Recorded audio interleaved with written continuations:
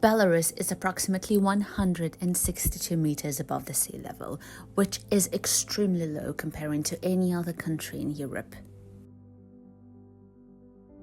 Winters are rather snowy, and April is the worst month for anyone in here. The rivers are flooding many houses and homesteads. And even if we don't have a river nearby, like in my case, we still struggle with excessive floods. And that is just the beginning. Wish us luck for the remaining part of April.